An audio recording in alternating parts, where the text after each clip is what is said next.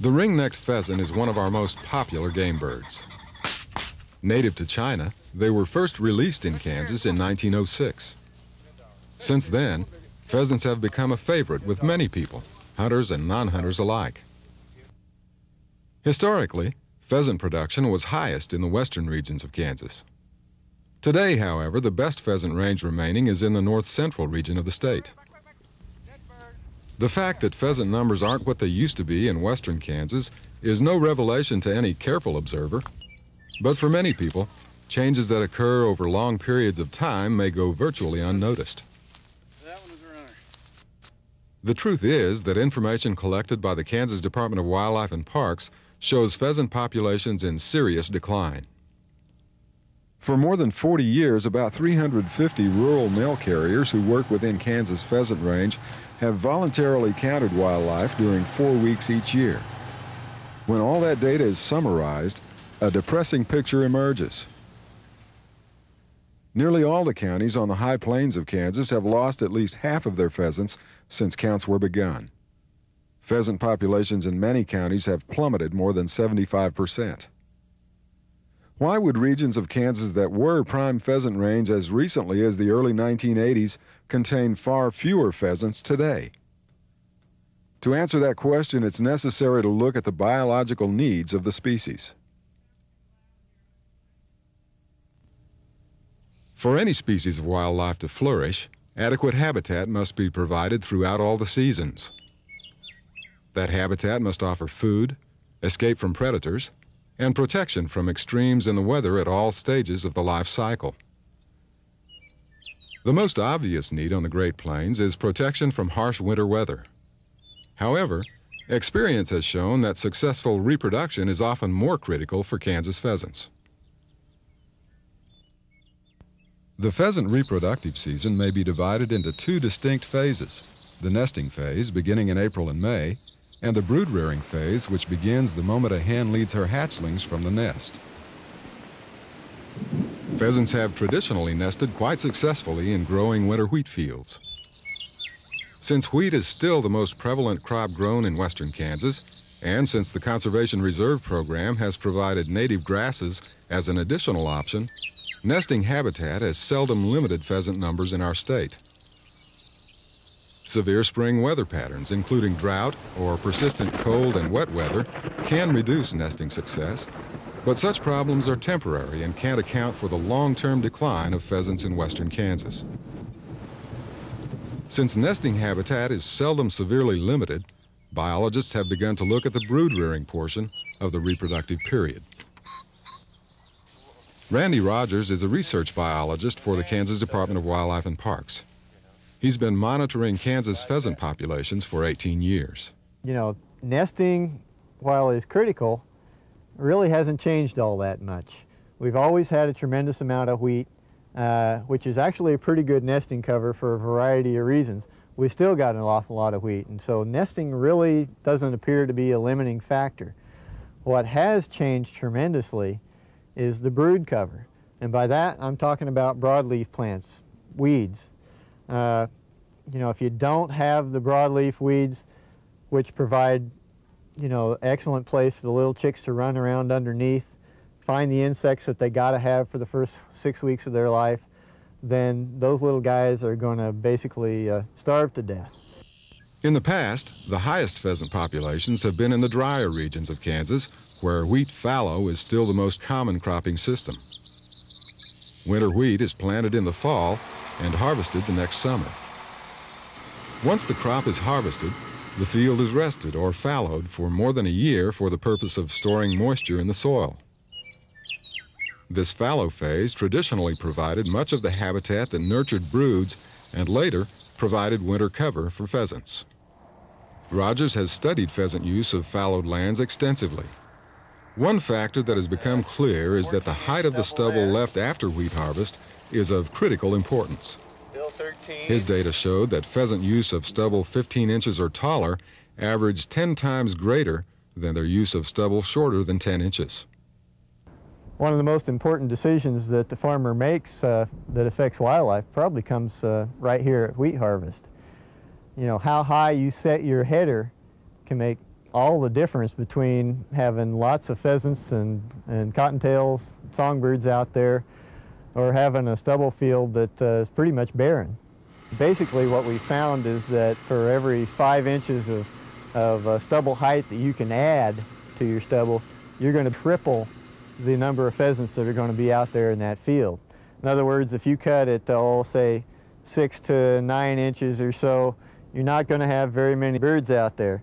If you cut, at 11 to 13 or 14 inches, you'll have a few. But if you can get your stubble up over 15 inches in that 15, 20 inch range, you're liable to have a lot of birds come fall.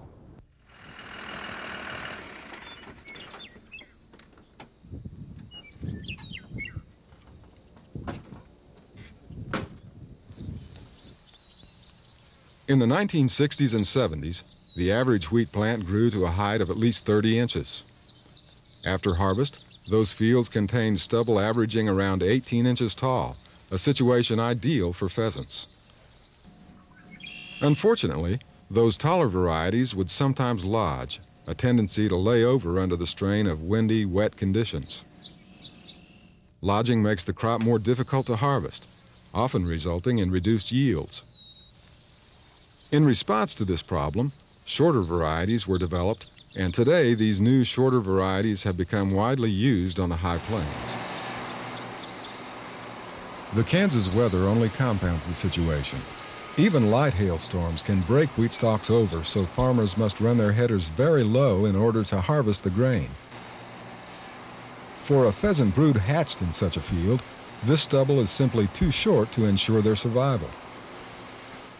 Simply stated, farmers wanting more pheasants should look for taller varieties that do well in their area.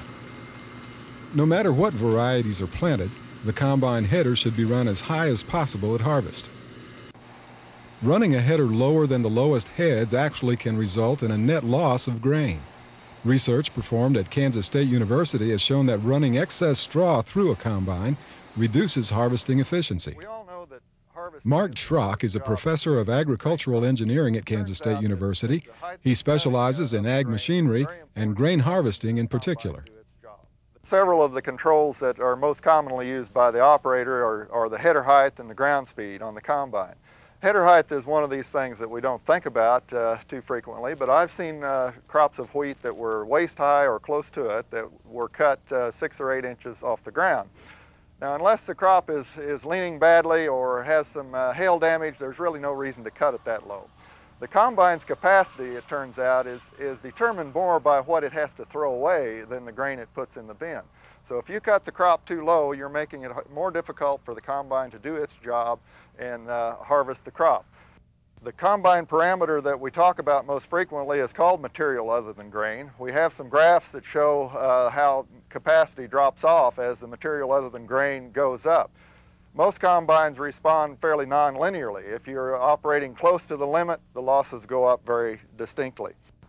Anything you can do to raise that cutting height and leave more of the material that's not grain in the field will help the combine do its job better, will increase its capacity and reduce its losses.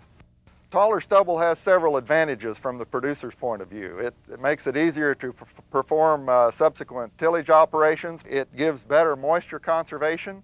It gives much better wind erosion control, and of course it produces better wildlife habitat. The new wider combine headers also affect how high the grain is cut.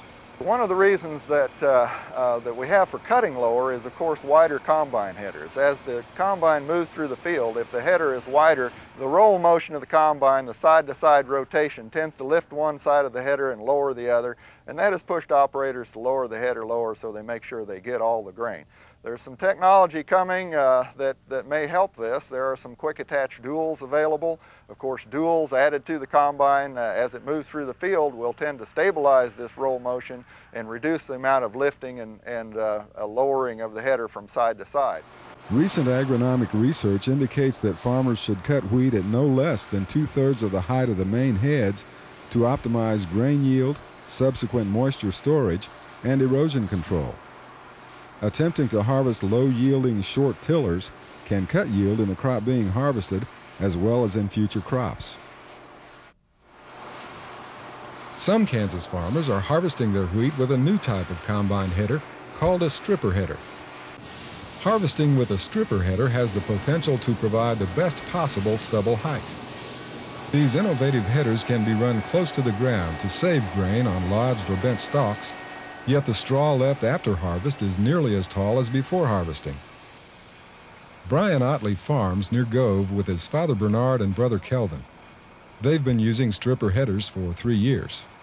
We bought our stripper headers in 1995. The reason we bought them was because of we had a pretty bad hailstorm right before the wheat was ready to cut. And the fingers on the stripper headers, they'll go down and pick a lot of the down weed up. And that makes it to where you can benefit a lot when you get hailstorm. And weeds, it helps also. It leaves a lot of your weeds standing, don't put them through the machine. I don't see any reason we'd go back to a regular head. The stubble standing, it leaves your stubble just almost the same height as what your wheat was. And that'll catch a lot of snow in the wintertime, therefore leaves you a lot more moisture if you want to go back into spring planting in a no-till rotation. It works a lot better than just your regular conventional headers. While stripper headers offer great potential to increase stubble height, stripping particularly tall wheat may leave stubble vulnerable to being flattened by winter storms. Cutting as high as possible with a conventional header may be preferred to stripping if wheat exceeds 2 feet at harvest. What happens in a field after wheat harvest is of equal importance. Being sheltered by tall stubble is not the only critical need of young pheasants, and good stubble height by itself will not yield many birds. Young birds must have insects on which to feed, or they will starve. The small, soft-bodied insects that can serve as food for newly hatched pheasants do not reach adequate populations in wheat stubble fields unless green, succulent plants also grow there. Traditionally, wheat fallow management was quite simple. After a wheat crop was harvested, the fields were left untended until the next spring. Over time, many farmers adopted stubble mulch practices. In this practice, which is still popular today, fallowed lands are undercut usually twice after harvest to control weed growth. This more intensive weed control, especially on fallowed lands, has nearly eliminated the brood-rearing habitat and quality winter cover that are so critical to pheasants. Ironically, agricultural research has shown that this practice is actually less economically sound than just letting the weeds grow after harvest. The Kansas State University Southwest Research Extension Center at Tribune, Kansas is constantly involved with research, testing the profitability and sustainability of farm practices. Alan Schlegel is the research agronomist at the Tribune Research Station. We did a study looking at the effect of post-harvest weed control in a wheat fallow system on soil water storage and on grain yield, and then use that data to determine profitability. Our treatments were a conventional till system using a sweep plow for all our tillage during the fallow period, a no-till system using chemicals for weed control, and then we had a system we called delayed minimum till. And what that is we didn't do anything after wheat harvest. We allowed the weeds to grow through the fall, let them stand over winter, and then in the spring we came through with the first operation for weed control. We sprayed them, and then when we needed to do subsequent weed control, we used a sweep plow. So we used a combination of chemicals and tillage, but we didn't do anything after wheat harvest, so we had a delayed system there. And what that allowed is whatever weeds we had out there to grow from July through the fall until they got froze off.